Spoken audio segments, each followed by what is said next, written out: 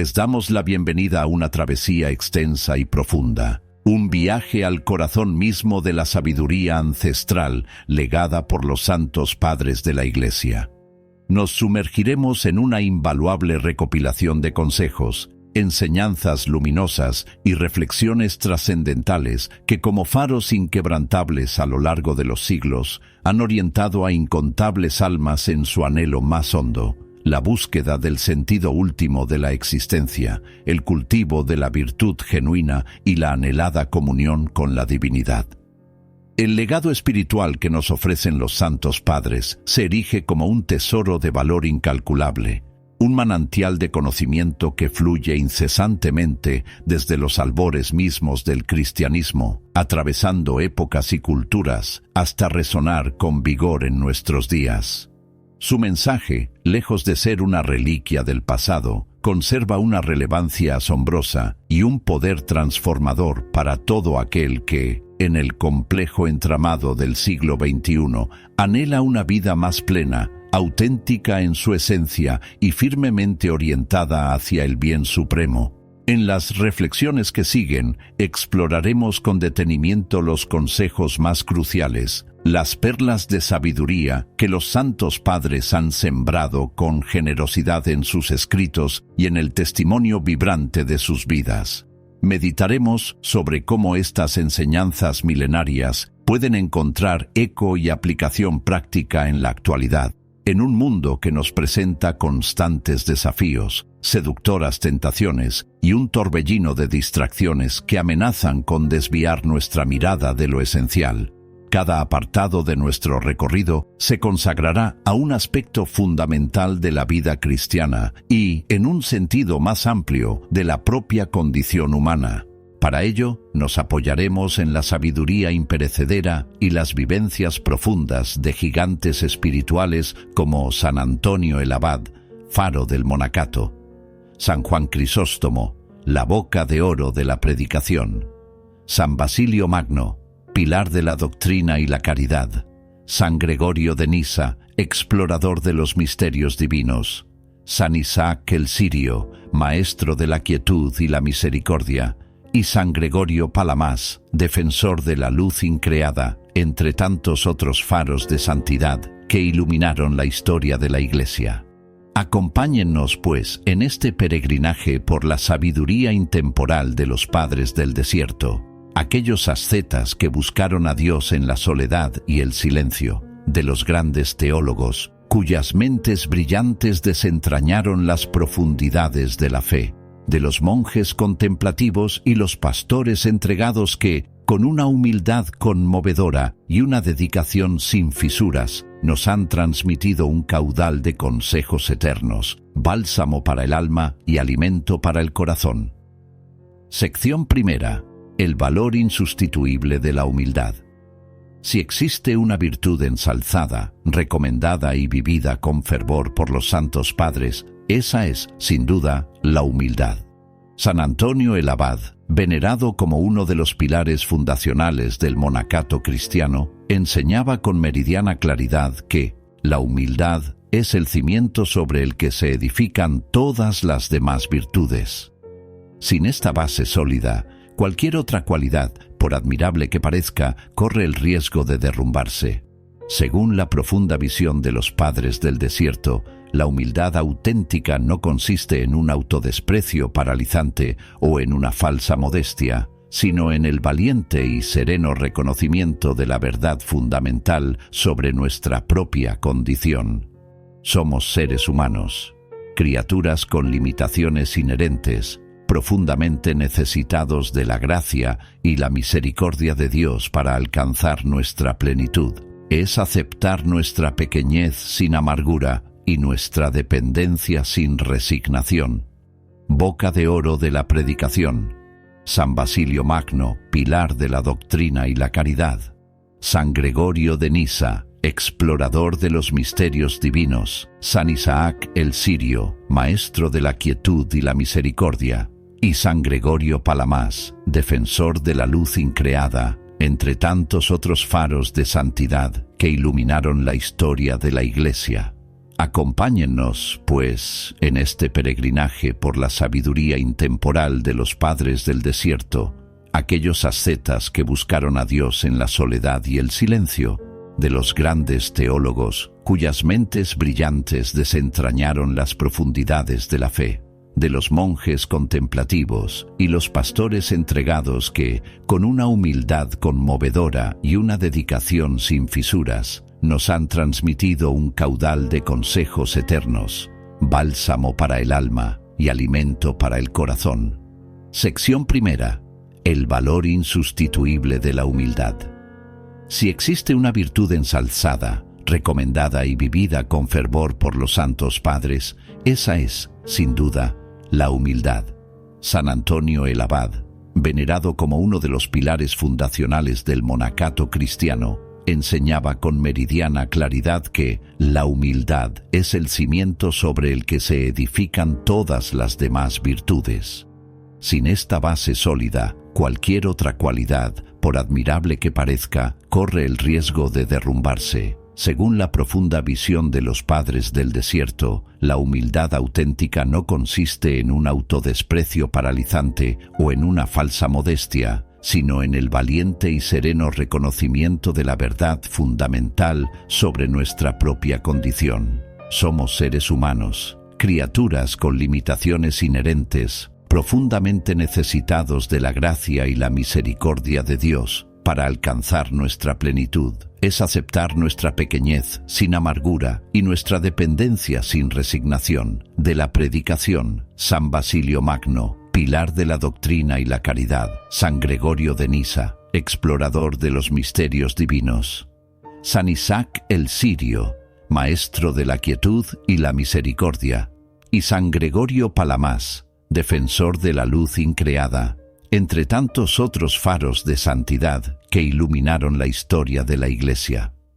Acompáñennos, pues, en este peregrinaje por la sabiduría intemporal de los padres del desierto, aquellos ascetas que buscaron a Dios en la soledad y el silencio, de los grandes teólogos cuyas mentes brillantes desentrañaron las profundidades de la fe, de los monjes contemplativos y los pastores entregados que, con una humildad conmovedora y una dedicación sin fisuras, nos han transmitido un caudal de consejos eternos, bálsamo para el alma y alimento para el corazón. Sección primera. El valor insustituible de la humildad. Si existe una virtud ensalzada, recomendada y vivida con fervor por los santos padres, esa es, sin duda, la humildad. San Antonio el Abad, venerado como uno de los pilares fundacionales del monacato cristiano, enseñaba con meridiana claridad que la humildad es el cimiento sobre el que se edifican todas las demás virtudes. Sin esta base sólida, cualquier otra cualidad, por admirable que parezca, corre el riesgo de derrumbarse. Según la profunda visión de los padres del desierto, la humildad auténtica no consiste en un autodesprecio paralizante o en una falsa modestia, sino en el valiente y sereno reconocimiento de la verdad fundamental sobre nuestra propia condición. Somos seres humanos, criaturas con limitaciones inherentes, profundamente necesitados de la gracia y la misericordia de Dios para alcanzar nuestra plenitud. Es aceptar nuestra pequeñez sin amargura y nuestra dependencia sin resignación. San Juan Clímaco, en su obra maestra La escala del divino ascenso, una guía espiritual que ha iluminado a generaciones, describe la humildad como una gracia inefable del alma, un estado tan sublime y puro que ni siquiera el demonio, maestro del engaño, puede imitarla. Para los santos padres, el orgullo, su opuesto directo, no es un simple defecto de carácter, sino la raíz misma de innumerables males espirituales y morales. Es la soberbia la que cierra las puertas del alma. La humildad, en cambio, actúa como una llave maestra que abre de par en par el corazón, haciéndolo receptivo a la ternura infinita de la misericordia divina y a la comprensión empática y compasiva de nuestro prójimo. Un corazón humilde es un corazón espacioso, capaz de acoger y de perdonar.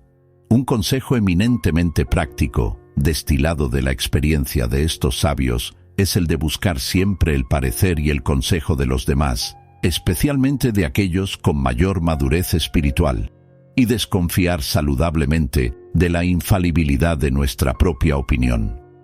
San Doroteo de Gaza, con su habitual agudeza pastoral, aconsejaba: no confíes nunca en tu propio juicio, por muy correcto y acertado que te parezca. Consulta siempre a los demás, busca la luz en el hermano.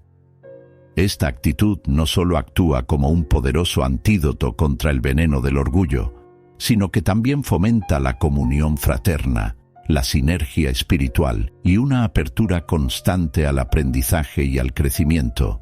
La humildad se manifiesta, pues, no solo en nuestras palabras y acciones visibles, sino, y de manera crucial, en la calidad de nuestros pensamientos más íntimos. Por ello, los padres nos exhortan a una oración perseverante, pidiendo a Dios que nos libre de las ataduras de la soberbia y nos conceda un corazón humilde, manso y dispuesto siempre a aprender, a servir y a reconocer la grandeza divina en la pequeñez humana. Sección segunda. La importancia vital de la oración.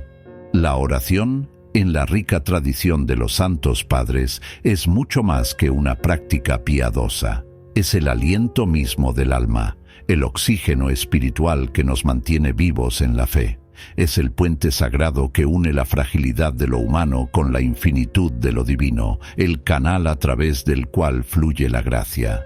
Los santos padres insisten con vehemencia en la necesidad imperiosa de una oración constante, no concebida meramente como un deber que cumplir, sino como una fuente inagotable de vida, de fortaleza interior y de íntima comunión con nuestro Creador. San Isaac el Sirio, místico de profunda experiencia, llega a afirmar con rotundidad: la oración es la madre de todas las virtudes, sugiriendo que de ella emanan y en ella se nutren todas las demás excelencias del espíritu. San Gregorio de Nisa, con su agudeza teológica, subraya que la oración posee un poder transformador que va más allá de la simple petición, moldea y transfigura el corazón y la mente, asemejando progresivamente al ser humano a la imagen y semejanza de Dios. La oración puede adoptar formas muy diversas. Puede ser tan sencilla y directa como la invocación constante y sentida del Señor Jesucristo, Hijo de Dios, ten piedad de mí, pecador, conocida como la oración de Jesús, un dardo de amor lanzado al corazón de Dios. O bien, puede desplegarse en extensas meditaciones sobre las Escrituras, en la contemplación silenciosa de los misterios divinos, o en el diálogo íntimo y personal con aquel que sabemos que nos ama. Los padres del desierto y los grandes maestros espirituales recomiendan establecer un cierto horario o regla de oración, un tiempo sagrado reservado exclusivamente para Dios, que ayude a estructurar la vida espiritual. Pero al mismo tiempo, nos invitan a cultivar la oración interior, aquella que se lleva en el corazón, de modo que el recuerdo amoroso de Dios nos acompañe como una melodía de fondo en cada instante de nuestra jornada, en medio de nuestras ocupaciones y quehaceres. San Juan Casiano, por ejemplo, aconsejaba la repetición frecuente de jaculatorias u oraciones breves durante las actividades diarias, como una forma de mantener el corazón atento, vigilante y anclado en la presencia divina. La perseverancia en la oración es, sin duda, un elemento fundamental. Los padres enseñan, desde su propia experiencia, que aunque al principio la oración pueda parecer árida, difícil o llena de distracciones, con el tiempo, la paciencia y la constancia fiel, el corazón se ablanda gradualmente, las resistencias internas ceden y la presencia de Dios se hace cada vez más palpable, más real. La oración no es únicamente un ejercicio de pedir favores o soluciones. Es también, y de manera muy especial, un acto de agradecimiento por los dones recibidos, una alabanza gozosa por la grandeza y la bondad de Dios, y un espacio de escucha atenta y receptiva en el silencio del alma. Es en ese silencio donde, a menudo, Dios nos habla con mayor claridad. Sección tercera. El arte del discernimiento espiritual. El discernimiento espiritual es una habilidad crucial en el camino de la fe, una suerte de brújula interior que nos permite distinguir con claridad entre aquello que proviene de Dios, lo que nace de las profundidades de nuestro propio ego, con sus anhelos y temores, y aquello que es sutilmente sugerido por las fuerzas adversas que buscan nuestra confusión y extravío. San Antonio el Abad, pionero en la exploración de los laberintos del alma, advertía con insistencia que muchos errores y desvíos en la vida espiritual tienen su origen, precisamente, en una lamentable falta de discernimiento. Por esta razón, los santos padres ponen un énfasis especial en la necesidad imperiosa de pedir a Dios, con humildad y constancia, el don del discernimiento y, al mismo tiempo, de buscar el consejo y la guía de personas más experimentadas y probadas en la vida espiritual, aquellos que ya han transitado los caminos que nosotros ahora exploramos. San Juan Casiano, profundo conocedor de las mociones del espíritu, enseña que no toda inspiración interior, por muy luminosa o atractiva que parezca a primera vista, proviene necesariamente de Dios. Algunas pueden ser meros frutos de una imaginación exaltada, de deseos no purificados o incluso de una sutil vanidad espiritual que busca la propia glorificación.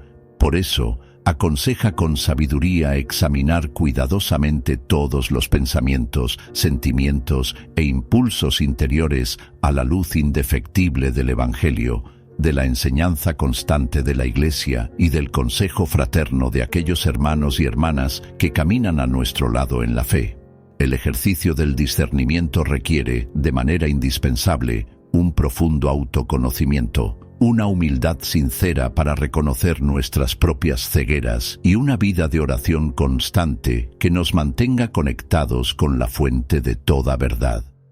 Los padres recomiendan encarecidamente no tomar decisiones importantes, especialmente aquellas que puedan tener consecuencias significativas para nuestra vida espiritual o la de otros, sin un adecuado tiempo de reflexión serena, de ponderación y de consulta con un guía espiritual o con personas de criterio probado. San Basilio Magno, con su proverbial sensatez, afirmaba que el consejo prudente vale más que muchas riquezas, pues nos puede ahorrar innumerables tropiezos y sufrimientos. Una práctica sumamente recomendada por los maestros de la vida interior es la del examen de conciencia diario. Consiste en dedicar unos momentos al final de cada jornada para revisar, en la presencia de Dios, nuestros pensamientos, palabras, acciones y omisiones, así como las motivaciones profundas que los impulsaron. Este ejercicio regular nos ayuda a conocernos mejor, a aprender a distinguir con mayor finura lo bueno de lo malo, lo útil de lo inútil, lo que nos acerca a Dios de lo que nos aleja de Él, y así avanzar con paso más firme y seguro por el camino de la virtud y la santidad. El discernimiento es, en esencia, el arte de elegir el bien en cada circunstancia. Sección cuarta. La lucha constante contra las pasiones. Los santos padres, en sus profundos análisis del alma humana, hablan extensamente de la lucha espiritual, y un componente central de esta es el combate contra las pasiones.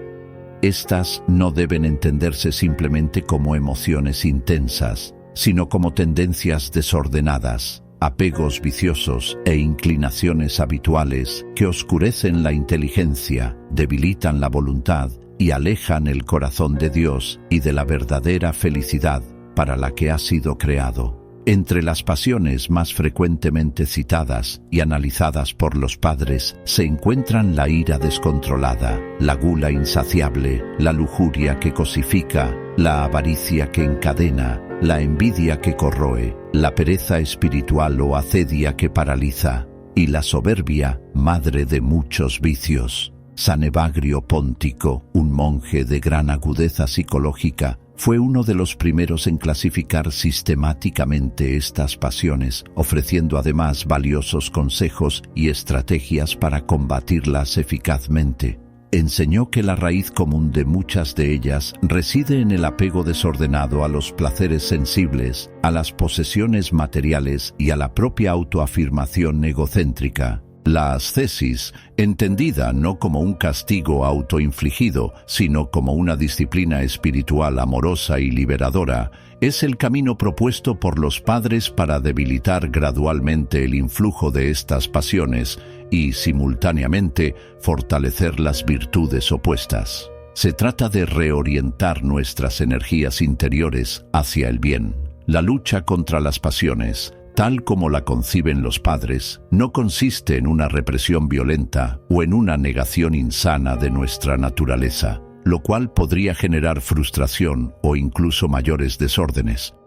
Más bien, se trata de un proceso de transformación interior, de canalización y purificación de nuestras energías afectivas, realizado con la ayuda indispensable de la gracia divina y mediante una constante autovigilancia y un esfuerzo perseverante. San Juan Crisóstomo, con su elocuencia característica, llegó a decir que el mayor milagro no es resucitar a los muertos, sino transformar un corazón apasionado y turbulento en uno pacífico y sereno. Este es el verdadero campo de batalla del cristiano. Los padres recomiendan una serie de medios espirituales probados para avanzar en esta contienda interior. La confesión sacramental frecuente, que nos ofrece el perdón y la gracia sanadora de Dios. La oración humilde y perseverante, que nos fortalece y nos une a Él. El ayuno practicado con discernimiento, que nos ayuda a dominar nuestros apetitos.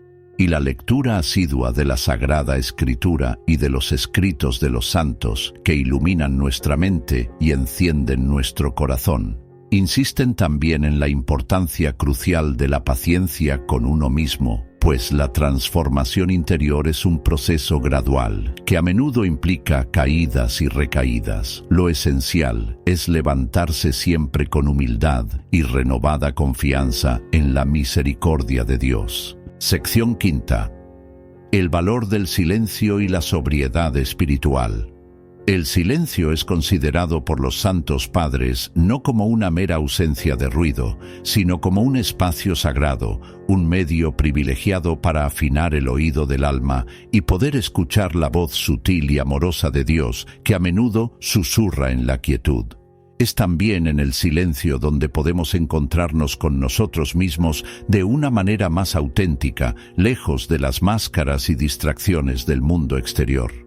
San Arsenio el Grande, un padre del desierto conocido por su amor al recogimiento, solía repetir una máxima llena de sabiduría.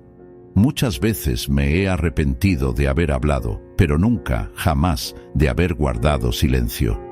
Esta sentencia encapsula la profunda estima que tenían por la discreción y la interioridad.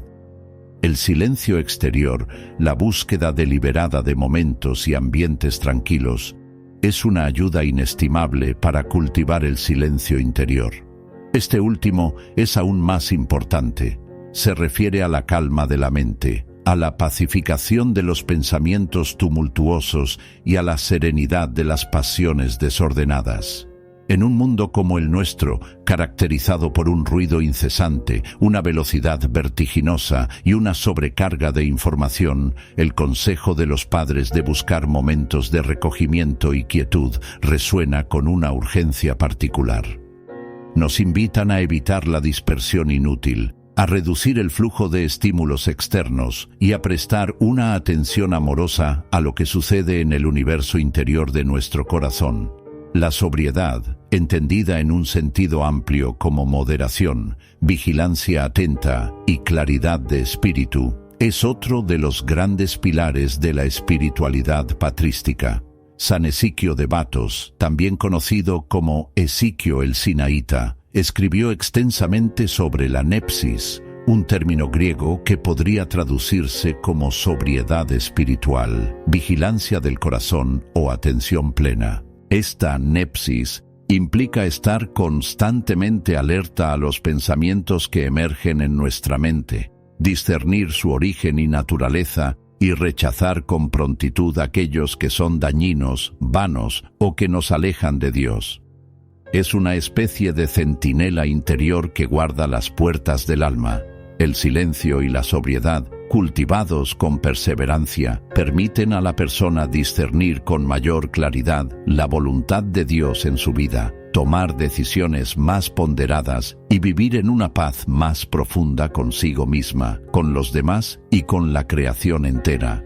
Los padres nos aconsejan, en este sentido, hablar solo lo necesario y edificante, evitar la murmuración, la crítica destructiva y la curiosidad vana que solo disipa el espíritu. En su lugar, nos animan a dedicar tiempo de calidad a la meditación de la palabra de Dios, a la lectio divina y a la contemplación serena de las verdades eternas. Estos hábitos nutren el alma y la mantienen anclada en lo esencial. Sección sexta. El imperativo del amor al prójimo. El mandamiento del amor al prójimo, junto con el amor a Dios, constituye el corazón mismo del Evangelio y, por ende, ocupa un lugar central e insoslayable en las enseñanzas de los santos padres. San Basilio Magno, con una lógica impecable y un profundo sentido pastoral, afirmaba de manera categórica: no puede amar verdaderamente a Dios quien no ama sinceramente a su hermano, a quien ve.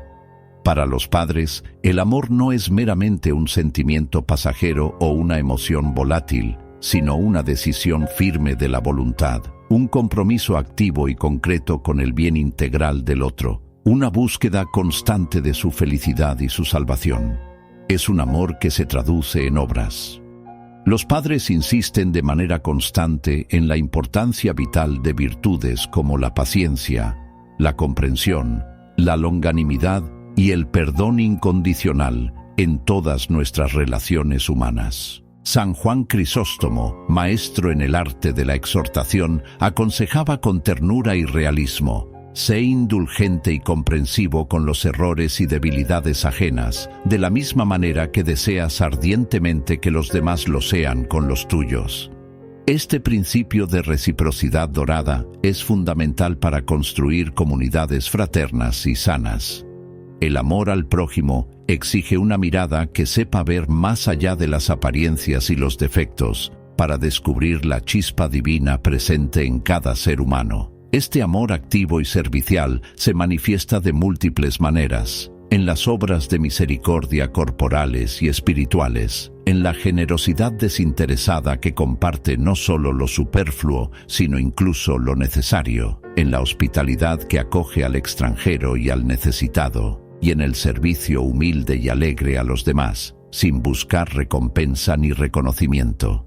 Los padres nos invitan insistentemente a ver en cada persona, sin excepción, el rostro mismo de Cristo, especialmente en los más pobres, los enfermos, los marginados, los que sufren y los que la sociedad descarta. En ellos el Señor nos espera y nos interpela. Un consejo eminentemente práctico, que resume gran parte de esta enseñanza, es el de tratar siempre a los demás con el máximo respeto, con delicadeza y con una profunda reverencia, evitando a toda costa juzgar sus intenciones, condenar sus acciones o difundir sus faltas. San Isaac el Sirio, con su característica dulzura y sabiduría mística, nos legó esta perla: gana el corazón de tu hermano con la humildad sincera y la dulzura de tus palabras y acciones, y ten por seguro que Dios mismo habitará en medio de vosotros.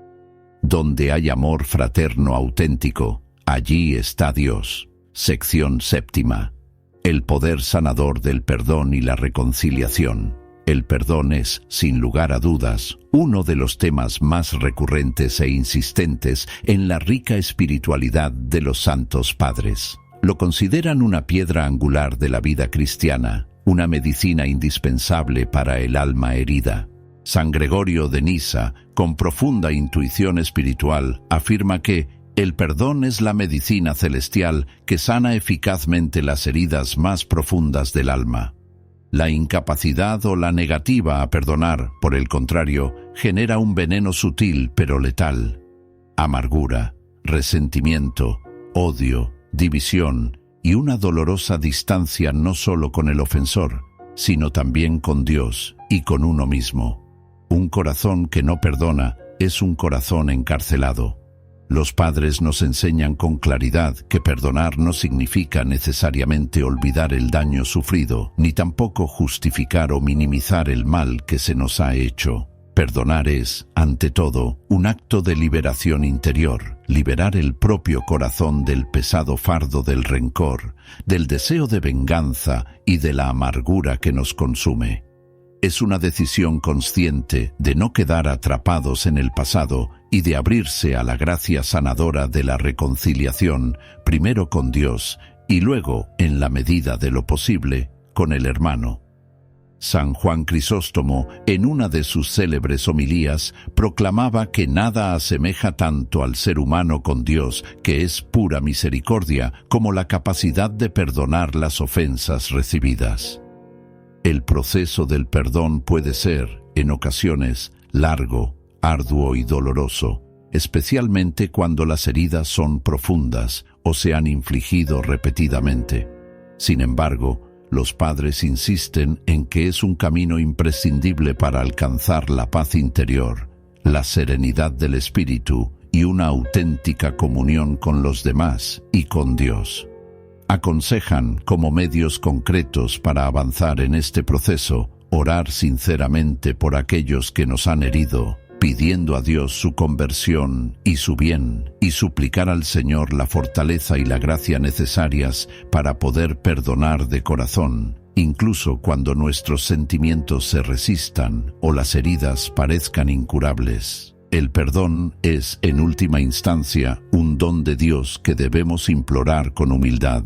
La reconciliación, que es el fruto maduro del perdón, no siempre implica restaurar la relación a su estado anterior, especialmente si ello pudiera suponer un nuevo riesgo de daño. No obstante, sí implica siempre desear sinceramente el bien del otro, renunciar a todo juicio condenatorio y dejar en las manos justas y misericordiosas de Dios toda forma de vindicación. El perdón, en su esencia más profunda, libera tanto al que lo concede, sanando sus heridas y devolviéndole la paz, como, potencialmente, al que lo recibe, abriéndole una puerta a la conversión y al arrepentimiento. Es, por tanto, una fuente inagotable de sanación, crecimiento espiritual y restauración de la armonía querida por Dios. Sección octava. La virtud de la paciencia en medio de las pruebas. La vida humana, en su transcurrir terrenal, está inevitablemente marcada por dificultades, sufrimientos, contratiempos y pruebas de diversa índole. Nadie está exento de ellas. Los santos padres, lejos de ofrecer una visión ingenua o edulcorada de la existencia, contemplan estas pruebas no como desgracias sin sentido, sino como oportunidades providenciales para crecer en la fe, fortalecer la esperanza y cultivar la virtud heroica de la paciencia. San Isaac el Sirio, maestro de la vida ascética, enseña con profunda convicción que la paciencia es la escalera dorada por la cual los justos ascienden al reino de los cielos. Es una virtud que nos configura con Cristo paciente. Las pruebas, según la sabiduría patrística, no deben ser interpretadas simplistamente como castigos divinos por nuestros pecados, aunque a veces puedan tener una dimensión purificadora. Más bien, son ocasiones permitidas o enviadas por Dios para acrisolar nuestra fe, para ayudarnos a confiar más plenamente en su amorosa providencia, para desapegarnos de las seguridades terrenales y para purificar las intenciones más profundas de nuestro corazón. San Juan Crisóstomo, en medio de sus propias tribulaciones, afirmaba con fe inquebrantable: «Nada sucede en este mundo sin el permiso o la voluntad de Dios, y todo, absolutamente todo, contribuye al bien de aquellos que le aman y confían en Él». Esta certeza es el ancla de la paciencia. La paciencia cristiana implica, por tanto, aceptar las dificultades y los sufrimientos sin caer en la desesperación, la murmuración o la rebeldía contra Dios. Implica mantener viva la llama de la esperanza, incluso en la noche más oscura, y esforzarse por buscar el sentido profundo, el propósito salvífico que puede esconderse detrás de cada experiencia dolorosa.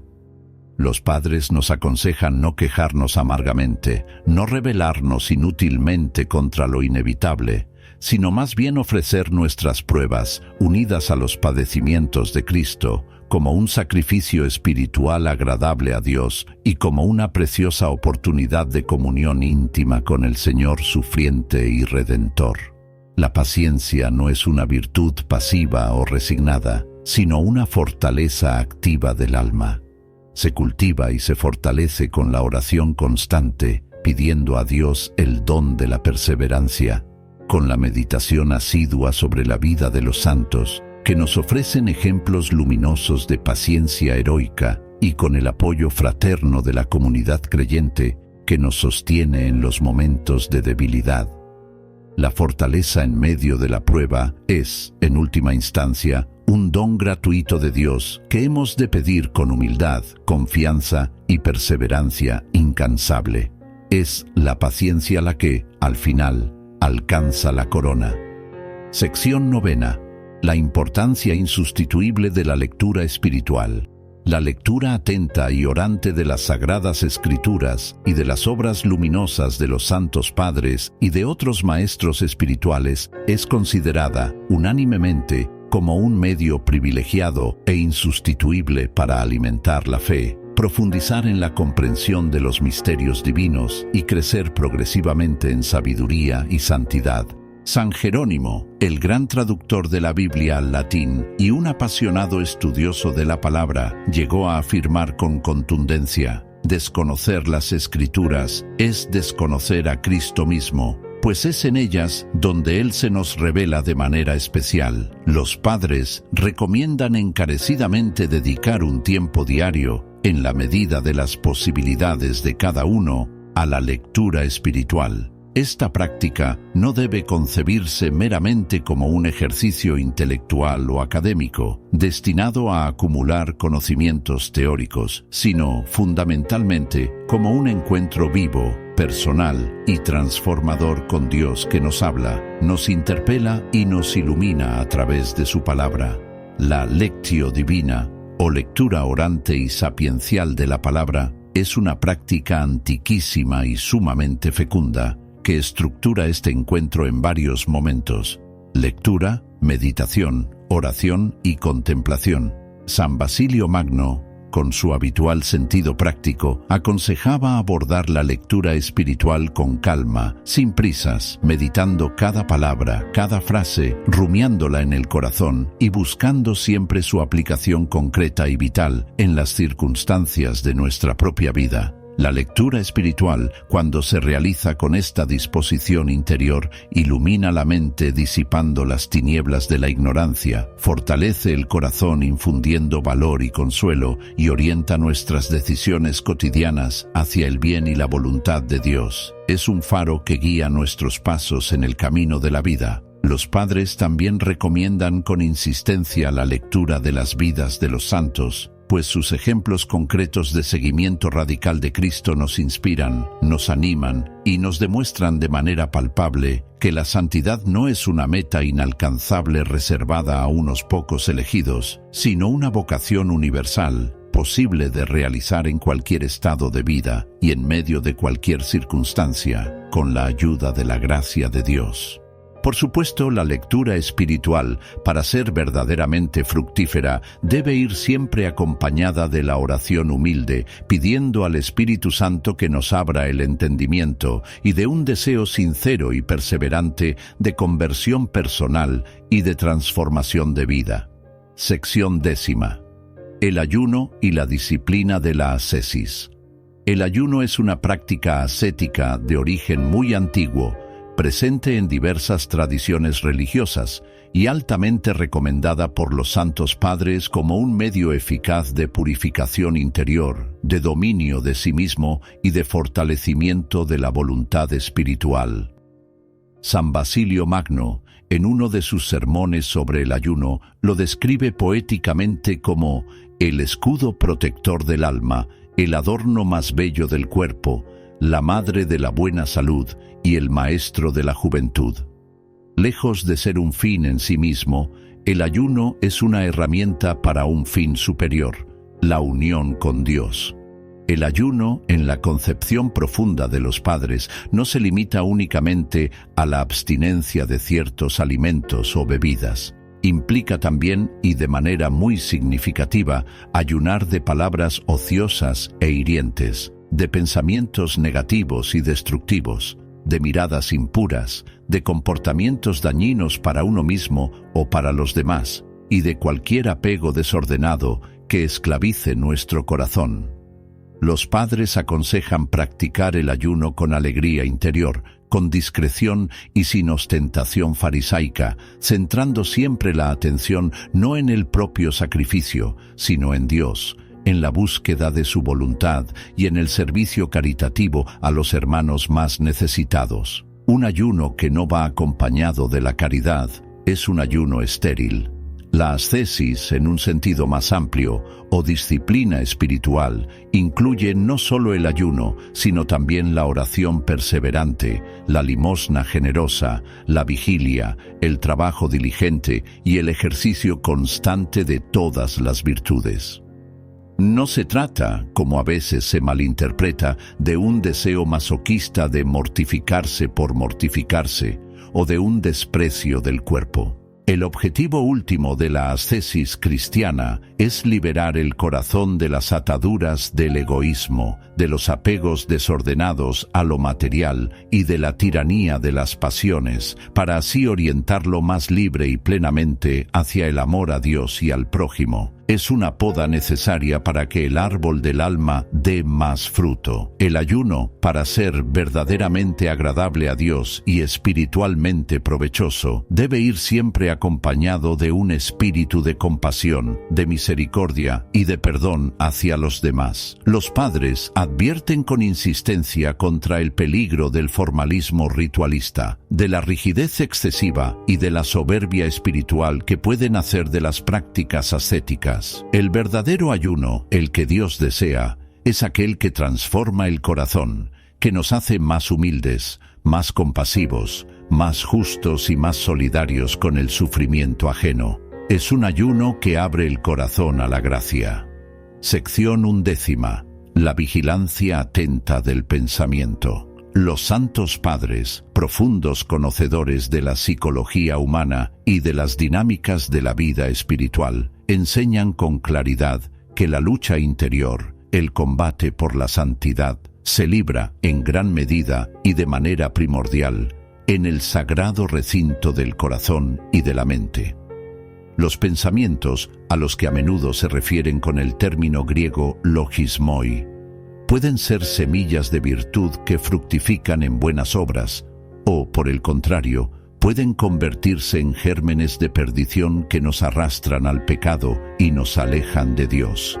De ahí la importancia crucial de la vigilancia. San Efrén el Sirio, diácono y poeta místico, aconsejaba con insistencia: cuida con esmero tus pensamientos, porque ellos, con el tiempo, se convierten en palabras, y tus palabras, a su vez, se transforman en acciones. La vigilancia del corazón, o nepsis, implica estar constantemente atentos y despiertos a los pensamientos que surgen espontáneamente en nuestra mente, aprender a discernir su origen y su naturaleza, si vienen de Dios, de nosotros mismos o del enemigo, y rechazar con prontitud y firmeza aquellos que son dañinos, impuros, negativos o que nos incitan al mal. Es un arte que requiere práctica y gracia. Los padres recomiendan no entablar un diálogo inútil o complaciente con los pensamientos negativos o tentadores, pues esto, a menudo, les da más fuerza y arraigo en nuestra mente. En lugar de ello, nos exhortan a transformarlos activamente en oración, elevando el corazón a Dios en el mismo instante en que surgen, o a contrarrestarlos con pensamientos opuestos basados en la fe, la esperanza y el amor. San Ezequiel de Batos, como mencionamos anteriormente, enseña que la vigilancia es como un centinela fiel que custodia día y noche las puertas de la ciudadela del alma, impidiendo la entrada de los enemigos. La práctica de la oración de Jesús. Señor Jesucristo, Hijo de Dios, ten piedad de mí, pecador. Repetida con fe y humildad, es un medio sumamente recomendado por muchos padres, especialmente de la tradición oriental, para centrar la mente en Dios, aquietar el flujo de pensamientos dispersos y rechazar las distracciones y tentaciones sutiles. Es importante subrayar que esta vigilancia del pensamiento no debe convertirse en una obsesión escrupulosa o angustiante, sino que ha de ser una atención amorosa, serena y constante a la presencia de Dios que habita en lo más íntimo de nuestro corazón. Es velar con Cristo, sección 12, la esperanza inquebrantable y la alegría cristiana. Finalmente, pero no por ello menos importante, los santos padres insisten con particular énfasis en la trascendencia de la esperanza teologal y de la alegría genuina como distintivos fundamentales de la vida cristiana. La esperanza, en su sentido más profundo, no es un simple optimismo humano o un vago deseo de que las cosas mejoren. Es la confianza firme e inquebrantable en las promesas de Dios, en su amor infinito e incondicional por cada uno de nosotros y en su victoria final sobre el pecado y la muerte. San Gregorio Palamas, gran teólogo de la luz divina, afirma con belleza que la esperanza es el ancla segura del alma, que la mantiene firme y serena en medio de las tempestades y tormentas de la vida. La alegría cristiana, por su parte, no depende primordialmente de las circunstancias externas favorables, de la ausencia de problemas o de la satisfacción de nuestros deseos. Es una alegría mucho más profunda y estable, que brota de la comunión íntima con Dios, de la certeza de su presencia amorosa en nuestras vidas y de la experiencia de su perdón y su misericordia. San Serafín de Sarov, un santo ruso cuya vida irradiaba esta alegría pascual, exhortaba con fervor: Hijo mío, adquiere el espíritu de paz interior, y miles de almas a tu alrededor encontrarán la salvación y la alegría. Una alegría que se contagia. Esta alegría honda y serena es un fruto precioso del Espíritu Santo que habita en nosotros y se alimenta y se cultiva con la gratitud constante por los dones recibidos, grandes y pequeños, con la oración perseverante que nos une a la fuente de todo gozo y con el servicio desinteresado y generoso a nuestros hermanos. Los padres nos aconsejan encarecidamente no dejarnos robar la alegría por los problemas cotidianos, por las dificultades o por las tristezas pasajeras, sino mantener siempre el corazón abierto a la luz de la esperanza, incluso en los momentos de mayor oscuridad y prueba. La alegría es la señal de un corazón que confía. El camino espiritual, tal como lo describen los padres, ciertamente no es siempre fácil ni está exento de desafíos y sacrificios. Sin embargo, es un camino lleno de luz, de sentido profundo y de una felicidad que el mundo no puede dar ni quitar para quien confía plenamente en la misericordia infinita de Dios y se esfuerza por seguir sus huellas. Los santos padres nos animan, con su ejemplo y su palabra, a vivir cada día con una esperanza renovada, con un gozo contagioso y con una entrega total a Dios y a los hermanos, sabiendo que todo esfuerzo realizado por amor y para servir al reino de Dios da un fruto que permanece para la vida eterna. Conclusión. Hemos recorrido juntos, a lo largo de estas reflexiones, 12 grandes consejos, 12 perlas de sabiduría destiladas de la rica experiencia espiritual de los santos padres de la Iglesia. Un legado imperecedero de sabiduría práctica, de humildad profunda y de amor ardiente que, a pesar de los siglos transcurridos, sigue siendo asombrosamente actual y profundamente necesario en nuestro tiempo. La humildad como cimiento, la oración como aliento vital, el discernimiento como brújula. la lucha contra las pasiones como camino de purificación, el silencio como espacio de encuentro, el amor al prójimo como imperativo evangélico, el perdón como medicina del alma, la paciencia en las pruebas como escuela de fortaleza, la lectura espiritual como alimento, el ayuno como disciplina liberadora, la vigilancia de los pensamientos como custodia del corazón, y la esperanza y la alegría como distintivos del creyente. Todos ellos son pilares fundamentales sobre los cuales podemos construir una vida auténticamente cristiana, una existencia plena de sentido y en profunda comunión con Dios y con nuestros hermanos. Los padres de la Iglesia no nos ofrecen recetas mágicas ni soluciones instantáneas a los complejos problemas de la vida. Lo que nos brindan son caminos probados por la experiencia de siglos, senderos iluminados por la gracia divina y recorridos por innumerables almas en su búsqueda de Dios.